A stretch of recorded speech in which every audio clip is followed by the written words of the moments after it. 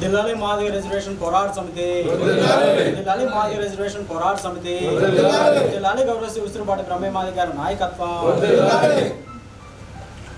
ఒక్క నిమిషం విజయ్ అయిపోయిందా?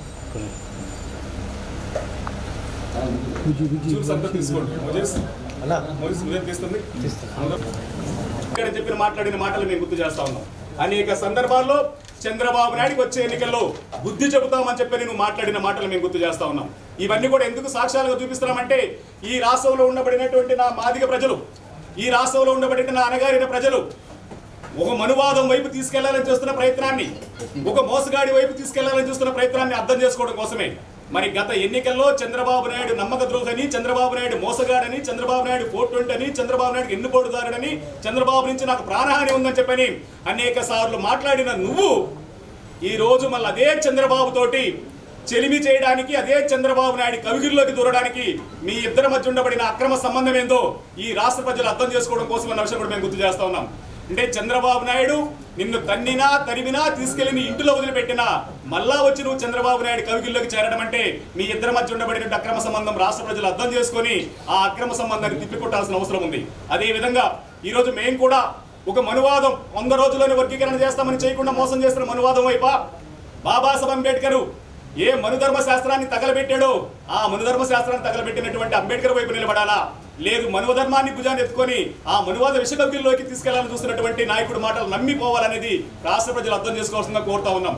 అదేవిధంగా మోసగాడైన చంద్రబాబు నాయుడు పదే ఎన్నికల సమయం వచ్చినప్పుడు వర్గీకరణ సమస్యను ఎత్తుకొని వర్గీకరణ సమస్యను ఒక ఐటమ్గా తీసుకొని దానిని భూసత్వంలో చూపించుకుంటూ భూతత్వంలో చూపించుకుంటూ నేనే వర్గీకరణ చేస్తానని చెప్పి మాయ మాటలు చెప్పి 2014 అధికారంకి వచ్చిన తర్వాత అడ్రస్ లేకుండా మాదిగలను చేసిన చరిత్ర, మాదిగలని ఆంధ్రప్రదేశ్ గడ్డ మీద అధపతనం దొక్కిన చరిత్రను కూడా మేము గుర్తు చేస్తా ఉన్నాం. అదే చంద్రబాబు నాయుడు మళ్ళీ ఈ రోజు వర్గీకరణ సమస్యను భుజాన్ని వేసుకొని మళ్ళా దాన్ని పరిష్కరిస్తానని చెప్పనంటే ఆంధ్రప్రదేశ్ మాదిగలు నమ్మొద్దు. పదే మాయ మాటలు చెప్పి మోస మాటలు చెప్పి మోసానికి అలవాటు పడినట్టు చంద్రబాబు నాయుడు మాటలు నమ్మి మాదిగలు కానీ మరొకసారి ఆ వైపుగా ఆలోచన చేస్తే మరొకసారి మోసానికి గురవుతాం. మోసానికి గురవడంతో పాటు మాదిగలం శాశ్వతంగా మరొకసారి అరే మాదిగలంటే చంద్రబాబు నాయుడు అనే పేరు వచ్చింది, ఆ పేరును పోగొట్టుకోవాలనుకుంటే నీతిగా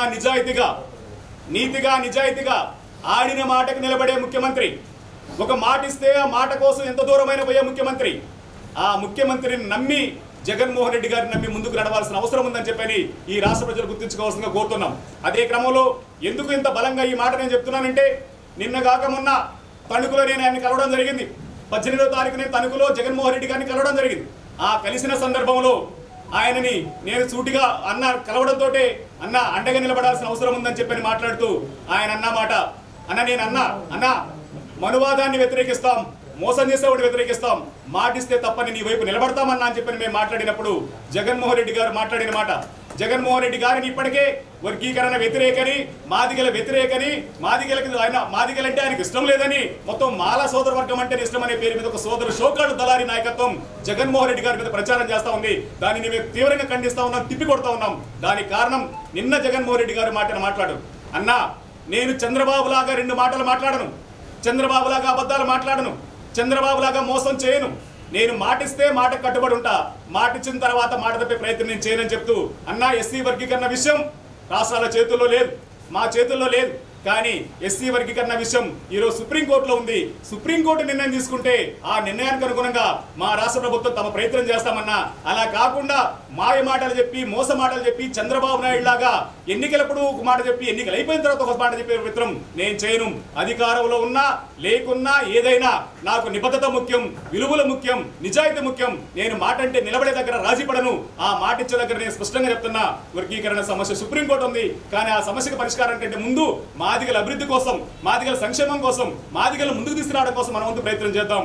దానికోసం ఇప్పటికే మనం కొంత ప్రయత్నం చేస్తున్నాం, భవిష్యత్తులో మరింత ప్రయత్నం చేసి మాదిగలకు అండగా నిలబడి మాదిగలని ఆర్థికంగా, సామాజికంగా, రాజకీయంగా ముందుకు తీసుకెళ్లే ప్రయత్నం చేద్దామని చెప్పని కపటం లేకుండా, కల్మషం లేకుండా ఆయన మాట్లాడిన మాటల్ని నేను నిజంగా ఇంతవరకు కూడా అనేక అపోహలు కొంత సామాజిక వర్గాలు ఉండేవి, కానీ ఆయన వర్గీకరణ పట్ల, మాదిగల పట్ల తనకుండబడిన చిత్తశుద్ధిని చెప్పడంతో పాటు దళితులు నాకు 2 కళ్ళని, ఆ 2 కళ్ళని సమానంగా ఊరించి సమానంగా ముందుకు తీసుకెళ్తానని చెప్పినటువంటి జగన్మోహన్ రెడ్డి గారికి అండగా నిలబడాల్సిన అవసరం కూడా తెలియజేసుకుంటూ మరిన్ని వీడియోస్ కోసం ఛానల్ ని సబ్స్క్రైబ్ చేయండి, లేటెస్ట్ అప్డేట్స్ కోసం వాట్సాప్ ఛానల్ ని ఫాలో చేయండి అండ్ లింక్ డిస్క్రిప్షన్ లో ఉంది.